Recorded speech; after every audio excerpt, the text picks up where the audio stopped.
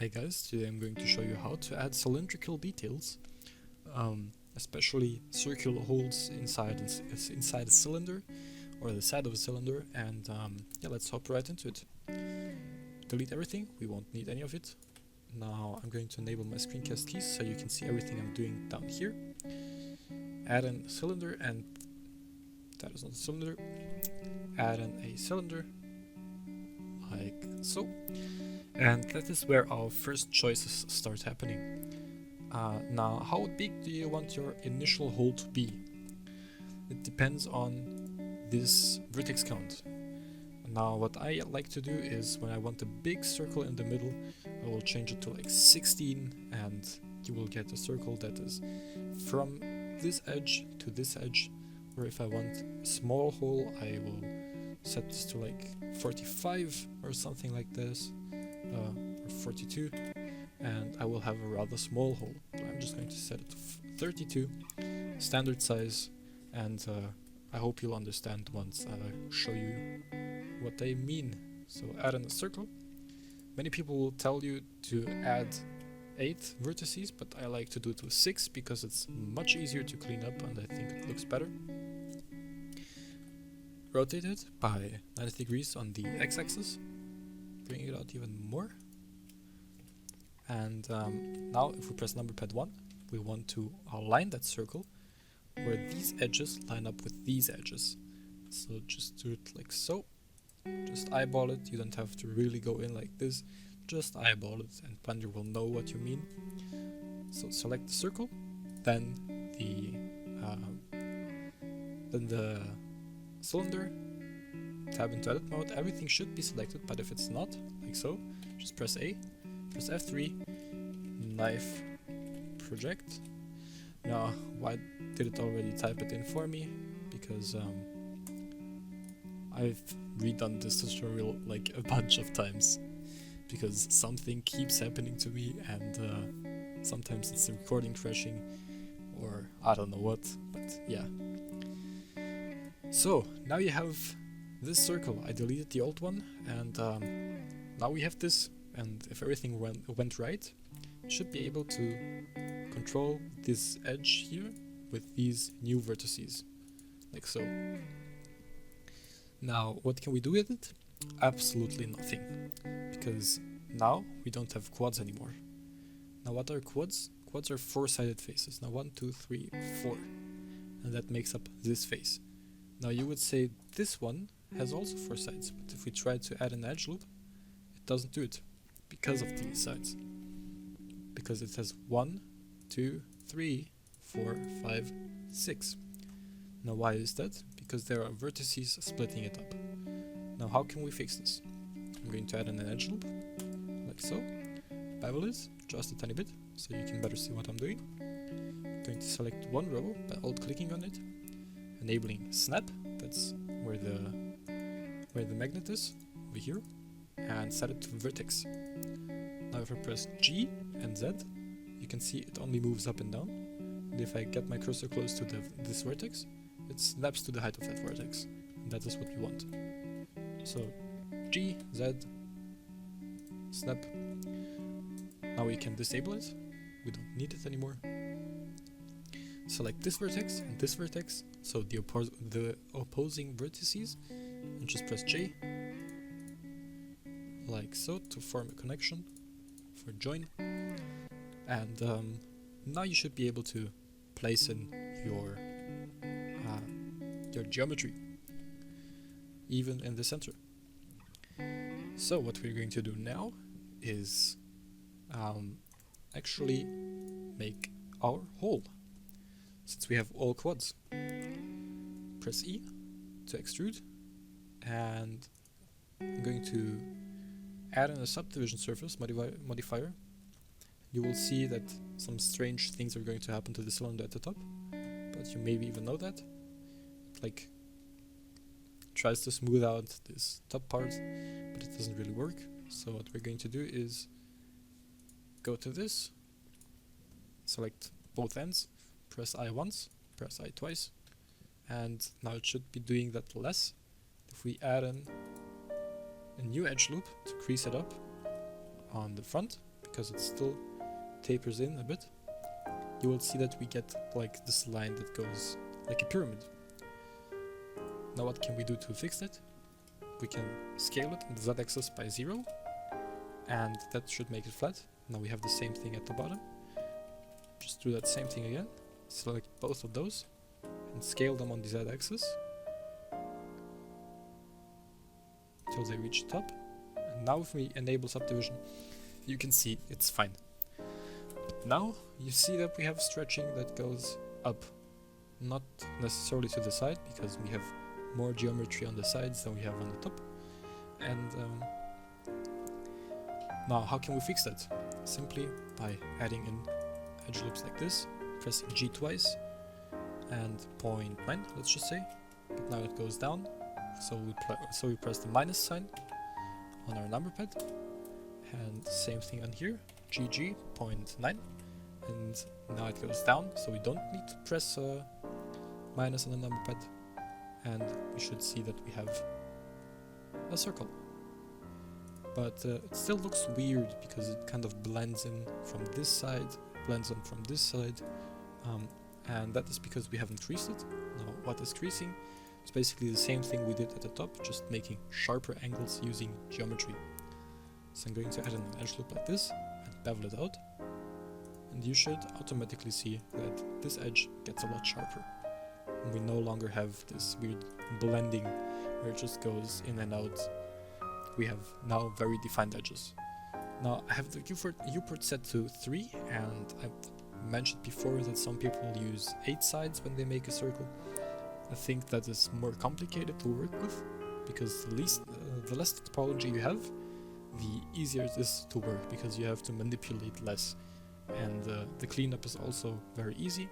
But even if you had 8 sides, I already tested it before recording this, you still have to have a viewport of 3 if you want to go close up, and if you move a little bit further away, you can just have it set to 2, and if you're really far away, like so, 1 is also fine.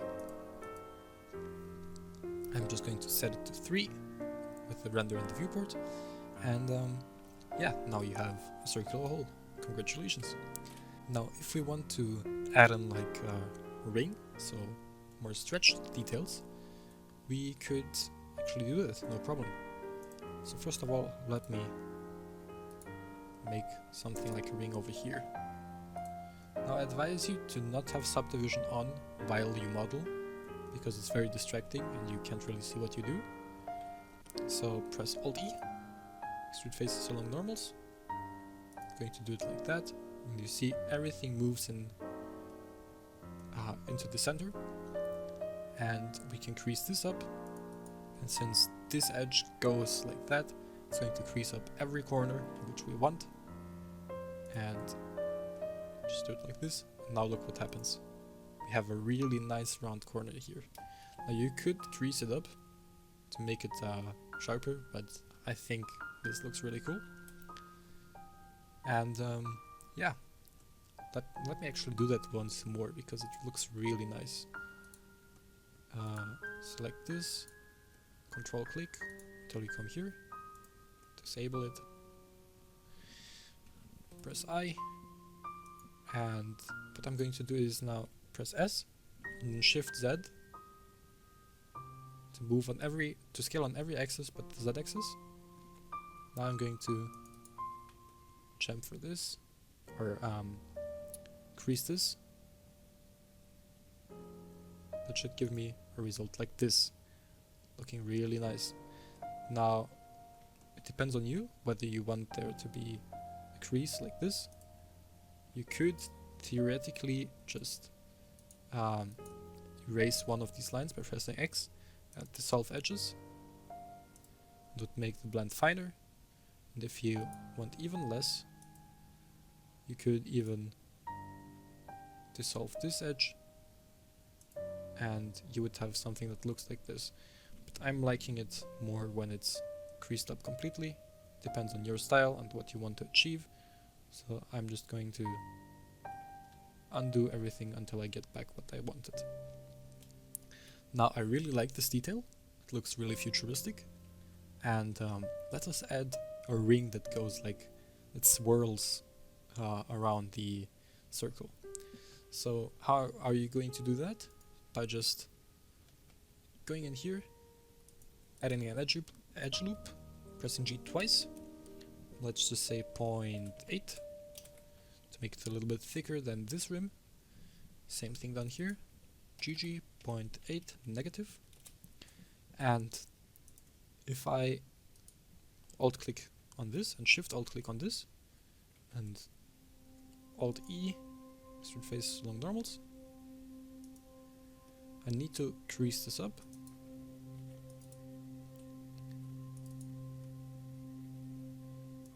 Select all of the added edges, so like this, this, this, and this, only the ones in the middle, bevel,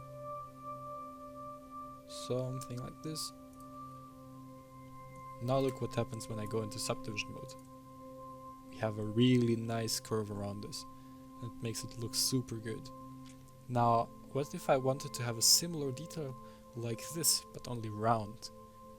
It would look really nice, I think. Going to add in one like this, and this one I'm going to bevel just the tiniest bit. So, like this. Bring it in just a bit, and now look what happens. I think this looks really cool. Of course, depends on your style, but I'm a fan of this. So now what if we wanted to add more circles, like up here and down here? How would we get them to be the same distance? Let me shade this flat. Easy. We see we have our 3D cursor like somewhere in here. So press Shift S, cursor to world origin, and now it should be right in the center. So Shift A, circle, still 6 vertices, bring it to the front like so, S, RX90, and now we're going to tab into edit mode, scale it here, and bring it up. We want to be doing everything in edit mode. You're going to see why. Something like this. And why did we do it in edit mode? Because we now have our origin here. That is the yellow dot, which moves with everything if we move it in object mode, but in edit mode it doesn't move. So now we can just mirror it with the mirror modifier down here, set it to Y, disable X, and apply. Now we have 2 circles. Select the cylinder, press A to select everything, F3, knife project. Now we can delete this. I'm just going to rush through this with my edge loops. You should, of course, spend more time on this to make it look right. Well, depending on what you want to do. If you need clean topology here to have clean edges, you would of course clean it up, but if you don't need that, like me, it's fine to just do it like that, really fast and simple. Now, what can you do with this? First of all, we could just do it like so, and crease this,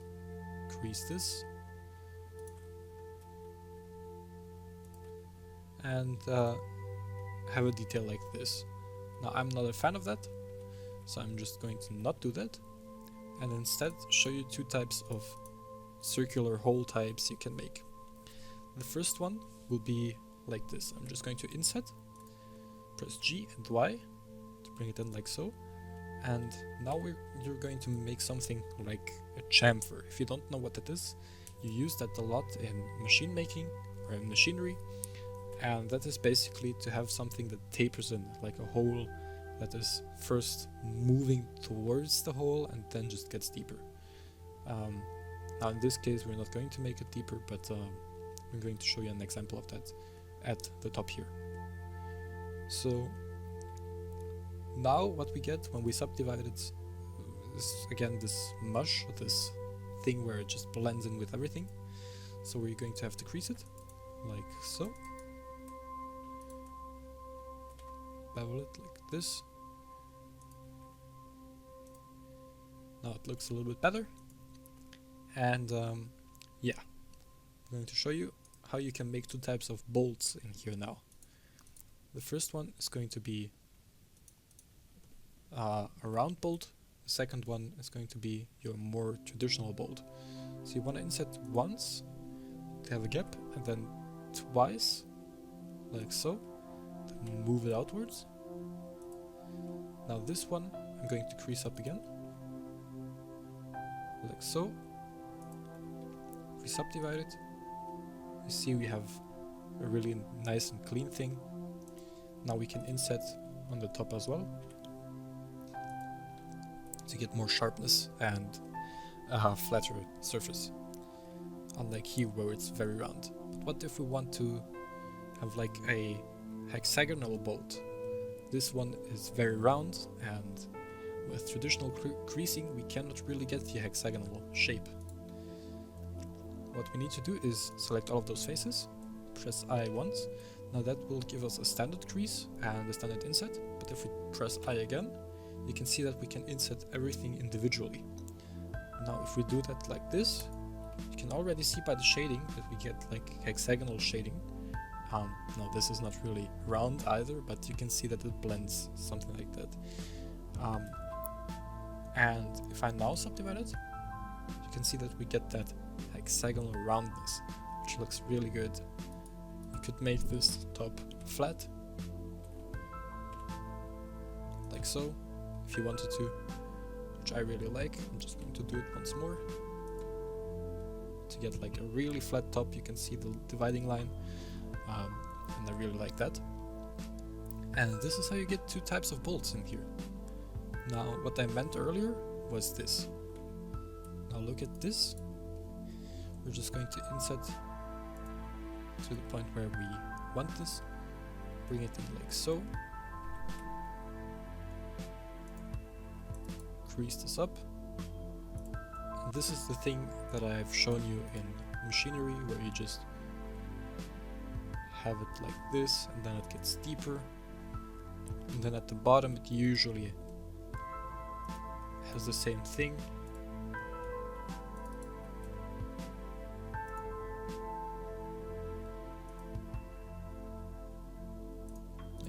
To inset this twice because it has an end gun, and yeah, now this isn't really sharp. You could make it sharper by adding an edge loop like this. Now it's really sharp, and I like that. Something like that. Yeah, this is what you would see in machinery done really often. Now you could theoretically just select this edge, and select this edge, bring it even lower, depending on how sharp you want it to be, or how you want the angle to be. I'm just going to crease that up. Now you can see what I meant with responsiveness during the subdivision stage, but I really like that. This is still a bit too bland for me. I want it to be a bit sharper, but I'm going to need to do it from the top, something like this, and that looks perfect. So we have a really simple looking model if we view it without subdivision, but the fact that it's subdivisible and has good topology makes it look really good when we subdivide it, and we have no shading issues whatsoever. Now what you could do is, I don't know, add in more detail to this. We're already at the 20-minute mark, so I'm going to speed it up a bit. Now I'm just going to bring it out like so.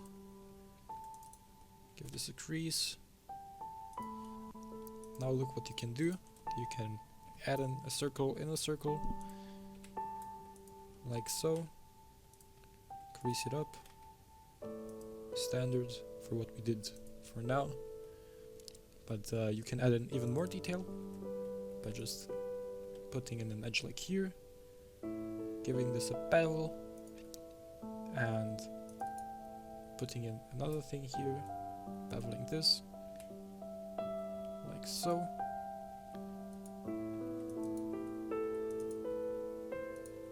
Creasing this. Now you have something that looks like this. Really cool stuff, really detailed, and I hope you like this, and I hope that I will see you next time when I show you how to model something again. I was thinking of this perfume here. This year I made this for a friend, and I was thinking that I could maybe make a tutorial of it, but it kind of overlaps with this tutorial and the glass one I did a while back, so if you haven't seen that, you can look at it. But if you're still interested, let me know and I will make a tutorial on that. If not, tell me what you want to see next, and I will see you in the next tutorial. See ya, bye.